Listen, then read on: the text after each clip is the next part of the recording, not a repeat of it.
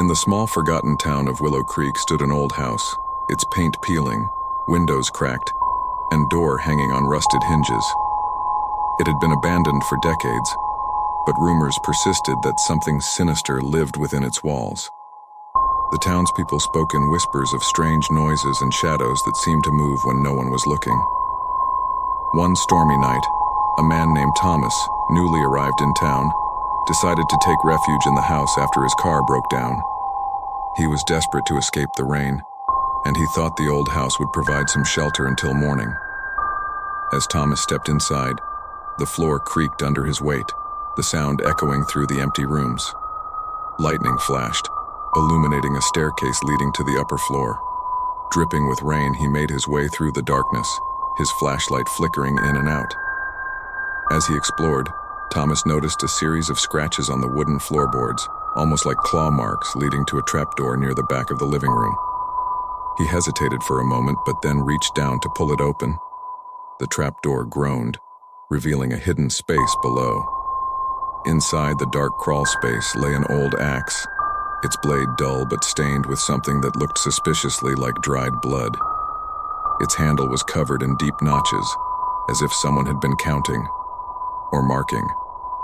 Thomas picked it up, a chill running down his spine as he did. The weight of the axe felt wrong, almost like it was vibrating with a hidden energy. Suddenly, the house seemed to come alive. The walls creaked, and a low whispering sound filled the air, growing louder with each passing second. Thomas's flashlight flickered violently, and in its brief flashes, he saw shadowy figures moving towards him, their faces twisted with rage and terror. Panicking, he swung the axe wildly, but it was as if the shadows were laughing at him. In the chaos, the trapdoor slammed shut, trapping him inside with the echoes of his own screams. The floorboards above him started to close in, creaking and splintering as if the house itself was trying to swallow him whole. The last thing Thomas heard was a voice, soft and taunting, whispering from the darkness, "You found the axe, but it was never yours to wield. It belongs to them, to us." The next day, the townspeople found Thomas's car abandoned on the side of the road. No one dared enter the house to look for him. They all knew the legend. Once you take the axe from beneath the floorboards, you become part of the house, a prisoner forever, wielding the axe for the next unfortunate soul who dares to enter. And so, the house waits, its trapdoor slightly ajar, with the axe hidden beneath the floorboards, waiting for the next visitor. Story 2, Chopping Echoes Beneath the Floorboards. The old cabin in the woods had stood empty for years, its wooden walls weathered by time and the whisper of forgotten tales. No one in the nearby town of Hollow Pines dared to go near it. They spoke of strange sounds that echoed from the house at night, of a rhythmic chopping noise that seemed to come from beneath the floorboards. One cold autumn evening, a young woman named Sarah found herself lost in the forest as darkness fell. With no other shelter in sight, she stumbled upon the cabin and decided to spend the night there. As she entered, the air felt thick, almost heavy, like it was holding its breath. Sarah's flashlight revealed a dusty room with faded furniture and a stone fireplace.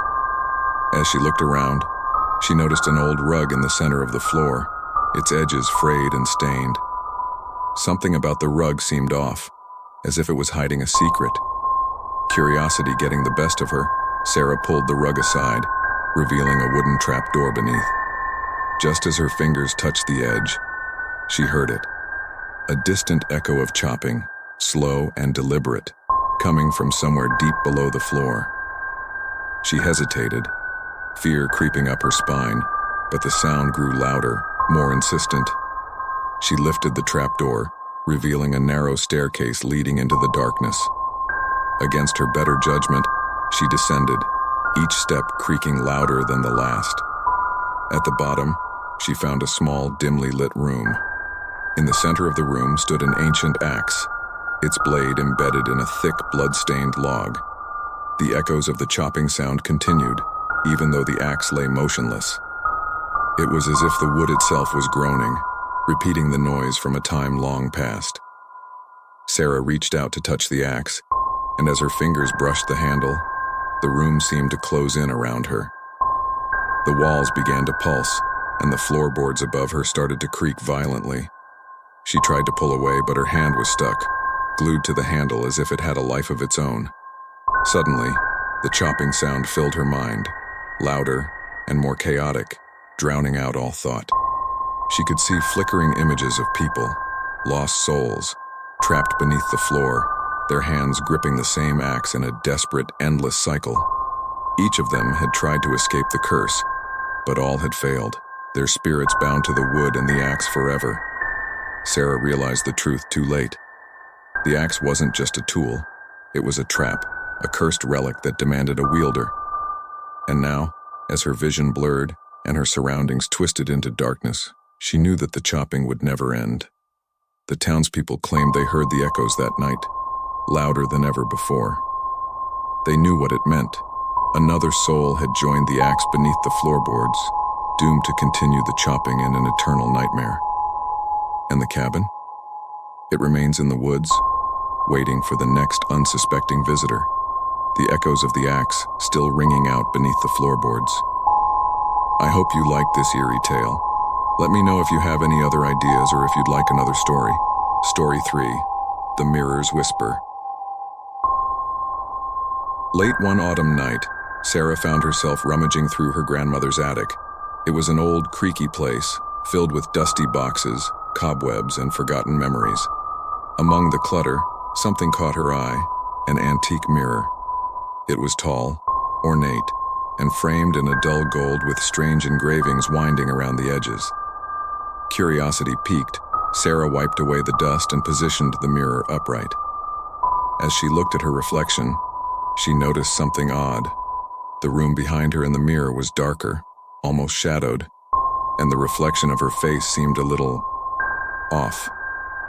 Her eyes in the mirror looked hollow and her lips were curled in a subtle, eerie grin she wasn't making. She shook her head and laughed nervously, chalking it up to her imagination playing tricks on her. Yet, the longer she stared, the more unsettled she felt. Her reflection didn't blink when she didn't move in sync with her. She stepped back, but her mirror self stayed in place, frozen, with that unsettling grin growing wider. Her heart pounded. "This isn't real," she whispered to herself. Then, without warning, the reflection took a step forward. Panicked, Sarah stumbled backward, knocking over a box. When she looked up, her reflection was standing at the very edge of the glass, pressing its hands against the surface, as if trying to push through. Her breath hitched in her throat as the reflection mouthed something she couldn't hear. The lights flickered, and she could hear a faint whisper, though the voice wasn't her own. It came from the mirror. "Let me out," it said, barely audible but filled with malice. Sarah grabbed a cloth and threw it over the mirror, but the whispering continued, louder and more insistent. "Let me out. Let me out." The voice grew frantic, almost desperate. She backed away, feeling her skin crawl with fear. Suddenly, the cloth flew off the mirror and her reflection stood there, grinning even wider. Slowly, it reached out from the glass, one pale hand emerging from the surface.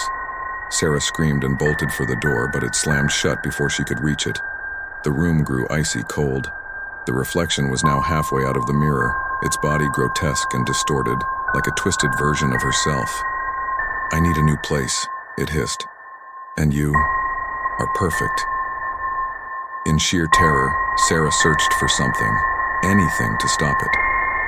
Her eyes landed on an old, heavy sheet draped over a chair. Without thinking, she threw it over the mirror, hoping to trap the thing inside. For a moment, there was silence. Then, slowly, the room's temperature returned to normal. The door creaked open, and Sarah, trembling, ran downstairs without looking back. She never returned to the attic after that night. But every now and then, when she passed by a mirror in her house, she could swear she saw something lurking in the reflection, waiting for the right moment to come out.